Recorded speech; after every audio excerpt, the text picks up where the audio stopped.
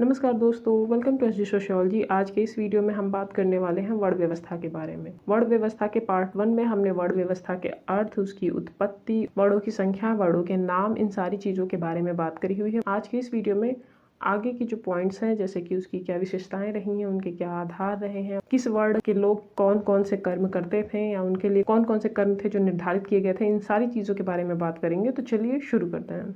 तो पिछली वीडियो में हमने जाना था कि वर्णों की संख्या 4 है। उनके नाम कुछ इस प्रकार हैं: ब्राह्मण, क्षत्रिय, वैश्य, शूद्र। इनके स्थान की बात अगर हम करें तो ब्राह्मण को प्रथम स्थान प्राप्त है, क्षत्रिय को द्वितीय और वैश्यों के स्थान तृतीय है और शूद्रों को निम्न स्थान प्राप्त है। अब हम बात कर लेते हैं इनके कर्म के बारे में। यदि कोई ब्राह्मण है तो उसके लिए कौन से कर्म निर्धारित किए गए हैं, यदि कोई क्षत्रिय है तो वो कौन कौन से कर्म करने के योग्य है या उसके लिए कौन से कर्म निर्धारित किए गए हैं, वैश्य है तो और शूद्र है तो वो कुछ इस प्रकार हैं। ब्राह्मण, जिसको सबसे उच्च स्थान प्राप्त है, इनका कर्म क्या है या ब्राह्मण का धर्म क्या है? पढ़ना, पढ़ाना, यज्ञ याजन और दान देना या दान लेना। तो यानी कि पुजारी, पुरोहित, विद्वान या एक शिक्षक, क्योंकि पढ़ना पढ़ाना इनका कर्तव्य है, यज्ञ वगैरह करवाना है तो पंडित, पुजारी, इस तरह के कर्तव्य इनके निर्धारित किए गए हैं। अगर हम बात करें क्षत्रिय की, तो इनका धर्म है पढ़ना, यज्ञ करना, दान देना, शस्त्र बल से जीविकोपार्जन करना तथा जीवों की रक्षा करना। यानी कि आप एक शब्द में बोलो, सैनिक या योद्धा। तो क्षत्रिय का धर्म क्या है? वो एक शासक बन के अपने देश की रक्षा करे, सैनिक बन के अपने देश की सुरक्षा करे, या एक राजा होके भी अपने देश के, राष्ट्र के लोगों की सुरक्षा का ध्यान रखे। अगर हम बात करें वैश्यों के धर्म के बारे में, तो वैश्यों का अपना धर्म या अपना कर्म है। वैश्य मुख्यतः व्यापारी होते हैं या दुकानदार होते हैं, या जिसे आप साहूकार बोल सकते हो, या किसान। और इनका मुख्य कर्तव्य क्या है? इनका काम है पढ़ना, यज्ञ करना, दान देना और कृषि कार्य, पशुपालन तथा व्यापार आदि से संबंधित इनके कर्म हैं। अगर आप नोटिस करो, पढ़ने का कार्य इन तीनों में ही है। और यदि शूद्र वर्ण की बात करें तो शूद्र वर्ण के लोगों को पढ़ने, पढ़ाने, इन सारी चीज़ों से बाहर रखा गया है। यदि हम शूद्र वर्ण के धर्म की बात करें, उनका क्या है? ब्राह्मण, क्षत्रिय और वैश्य, इन तीनों ही वर्णों की सेवा करना। और ये खेती कर सकते हैं, मजदूरी यानी श्रमिक कार्य कर सकते हैं, पशुपालन कर सकते हैं और ऊपर के 3 वर्णों को सेवा प्रदान कर सकते हैं। तो अगर सिंपल शब्दों में हम बोले तो वर्णों की संख्या 4 है। इनके स्थान निश्चित कर दिए गए हैं। ऊपर के ये जो वर्ण हैं, ये किसी भी सामाजिक व्यवस्था को बनाए रखने में या किसी भी समाज के लिए आवश्यक हैं। कैसे? यदि ये समाज है, इसमें बहुत सारे लोग हैं, तो कुछ लोग को ऐसा होना चाहिए जो पढ़े लिखे हों, ताकि ये पूरे समाज को शिक्षा प्रदान कर सके। वो काम कौन कर रहा है? ब्राह्मण कर रहे हैं। अब शिक्षा तो आप दे रहे हो, लेकिन यदि आप सुरक्षा नहीं दे रहे हो तो वो शिक्षा किसी काम की नहीं है, क्योंकि उनके जीवन यदि सुरक्षित नहीं है तो वो शिक्षित होके भी क्या करेंगे? तो बाहरी आक्रमणों से बचाव का कार्य कौन कर रहा है? वो कर रहे हैं क्षत्रिय। अब देखो, आपकी शिक्षा हो गई, आपके समाज की सुरक्षा हो गई। शिक्षा का कार्य किस वर्ण के पास है? ब्राह्मण के पास। और सुरक्षा का कार्य कौन देख रहा है? वो क्षत्रिय वर्ण देख रहा है। लेकिन आप शिक्षित हो, सुरक्षित हो, फिर आप भोजन निर्वाह, अपने जीवन निर्वाह के लिए तो चीज़ें चाहिए ना। जीवित रहने के लिए आपको भोजन की भी तो आवश्यकता है। तो खान पान, किसानी, अन्न उत्पादन और अपने समाज के लोगों का पालन पोषण, पेट भरना, ये सारे काम कौन करेगा? तो वो काम वैश्य वर्ण के अंतर्गत आ गया। अब ये तीनों आपको शिक्षित भी कर रहे हैं, सुरक्षा भी प्रदान कर रहे हैं और भोजन भी प्रदान कर रहे हैं।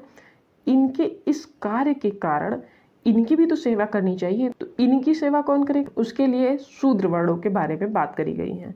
तो आई होप आपको इन चारों वर्णों के स्थान, इनके कर्म, या आप इन्हें बोल सकते हो हर वर्ण का अपना एक धर्म है या कर्तव्य कर्म है, इन सारी चीज़ों के बारे में हमने बात कर ली।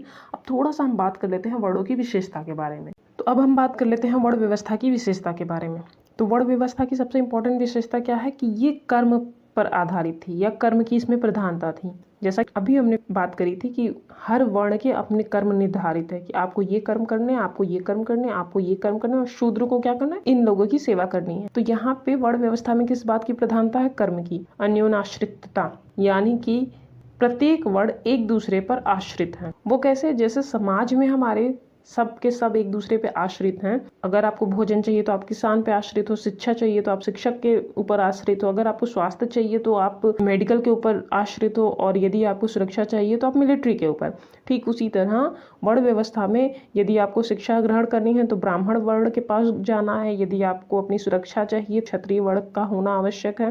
तो ये सब के सब जो हैं वर्ण वो मिल के समाज बना रहे हैं या सामाजिक संगठन का निर्माण कर रहे हैं, तो इसलिए अन्योन आश्रितता यानी दूसरे पे डिपेंडेंट है। नेक्स्ट है सामाजिक न्याय पर आधारित। ऐसा माना जाता है कि ये जो वर्ण व्यवस्था थी वो प्रारंभ में व्यक्ति के गुण एवं उसके कर्मों के आधार पर ही बनाई गई थी, और ऐसा माना जाता है कि यदि वर्ण व्यवस्था प्रत्येक व्यक्ति को उसके गुण, स्वभाव एवं परिवेश के अनुसार कार्य प्रदान करती है तो ये एक प्रकार का सामाजिक न्याय प्रदान करती है।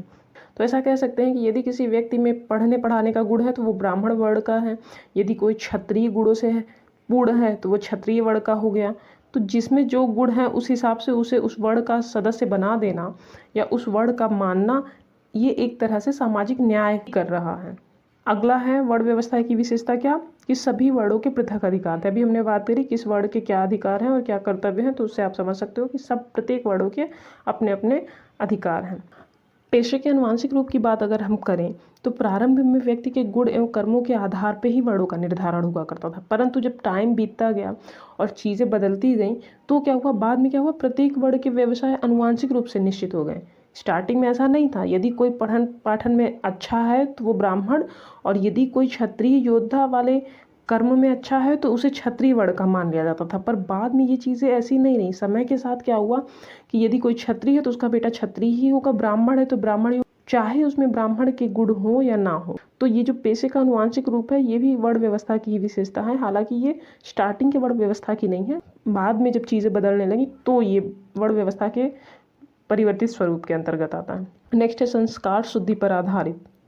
जैसा कि हमने बात करी बाद में चीज़ें काफ़ी बदल गई, तो संस्कार शुद्धि पर ये आधारित होती थी। अगर आप पठन पाठन का काम करने जा रहे हो तो आपके उपनयन संस्कार होते थे, तो यानी कि वर्ण व्यवस्था संस्कार शुद्धि पर भी आधारित है। वर्ण व्यवस्था की नेक्स्ट विशेषता क्या है, अनुलोम विवाह की अनुमति। अनुलोम विवाह में क्या होता है, पुरुष उच्च वर्ण का हो और स्त्री निम्न वर्ण की हो। तो यदि ब्राह्मण या क्षत्रिय वर्ण के पुरुष चाहे तो अपने से निम्न यानी कि वैश्य वर्ण की कन्या से विवाह कर सकते हैं। तो यानी अनुलोम विवाह की अनुमति वर्ण व्यवस्था में प्रदान की गई है। अब हम बात कर लेते हैं वर्ण व्यवस्था के आधार के बारे में। वर्ण व्यवस्था के मुख्यतः दो आधार बताए गए हैं। पहला जन्म पर आधारित संस्तरण और दूसरा है निश्चित संस्तरण पर आधारित। देखो संस्तरण का तात्पर्य आपको पता है, स्टेप बाय स्टेप चलना, यानी उच्च से निम्न की श्रेणी रखना या निम्न से उच्च, मतलब आप ऊपर नीचे कूद नहीं सकते हो, आप स्टेप बाय स्टेप चलोगे। पहला जो आधार है वो जन्म पर आधारित संस्तरण है। यद्यपि वर्ण व्यवस्था के अंतर्गत गुण एवं कर्म का भी महत्व रहा है, तब भी व्यवहारिक रूप से यह व्यवस्था जन्म पर आधारित स्तरीकरण पर ही आधारित है। जैसा कि हमने अभी बात करी कि वर्ण व्यवस्था में स्टार्टिंग में ऐसा कुछ नहीं रखा गया था कि ब्राह्मण का बेटा ब्राह्मण ही कहा जाएगा या वैश्य का बेटा वैश्य ही कहा जाएगा, चाहे उसके गुण और कर्म बिल्कुल अलग वर्ण के हों।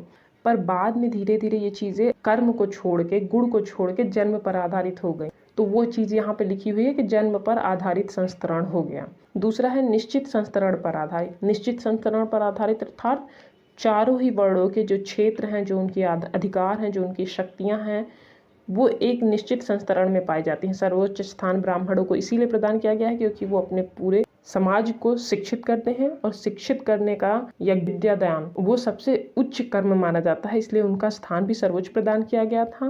क्षत्रिय और वैश्य चूँकि सुरक्षा और भोजन, जीविकापार्जन, इन सारी चीज़ों को प्रदान करते हैं, उनको द्वितीय और तृतीय स्थान प्रदान किया गया। और इन तीनों ही वर्णों की सेवा करने के लिए शूद्र वर्ण बनाया गया। तो वर्ण व्यवस्था की जो आधार हैं, यानी कि दो आधार, एक जो एक्चुअल है कि हाँ ये संस्तरण गुण के आधार पर सर्वोच्च से निम्न की तरफ जाता है, वो आपका है निश्चित संस्तरण पर आधारित, और एक है जन्म पर आधारित, जो कि बाद में समय अनुसार जो बदलाव हो। जन्म पर आधारित स्तरीकरण एक तरह से जाति व्यवस्था में आप देखते हो, वर्ण में ये व्यवस्था थी नहीं। तो शॉर्ट में हम बोल सकते हैं कि वर्ण व्यवस्था की उत्पत्ति व्यक्ति के रंग, कर्म, गुणों के आधार पर हुई थी। पर प्राचीन काल में यह अनुभव किया गया कि समाज को नियोजित करने के लिए उपरोक्त बातों को आधार मान के समाज का विभाजन किया जाए, परंतु मुख्यतः किस चीज़ को ध्यान में रखा गया था, गुणों को, ना कि रंग को, ना कि और किसी चीज़ को। और एक बात और कि ये जो हमने उत्पत्ति के बारे में बात करी हुई थी, वर्ण व्यवस्था की उत्पत्ति के सिद्धांत के बारे में, पहला तो हमने ऋग्वेद की बात करी थी, दूसरा वर्ण सिद्धांत की बात करी थी, तीसरा क्या है, कर्म का सिद्धांत। कर्म का सिद्धांत बस आप ऐसे सुन लो। कर्म के सिद्धांत में क्या बोला जाता था कि सामाजिक संगठन को स्थिर बनाए रखने के लिए मनुष्य की जो 4 आवश्यकताएं थी, शिक्षा, धर्म, रक्षा, व्यापार या सामान्य सेवा कार्य, इन आधारभूत आवश्यकताओं को ध्यान में रखते हुए 4 वर्णों की उत्पत्ति की गई थी। कुछ विद्वानों का कहना है कि ये जो कर्म का सिद्धांत है,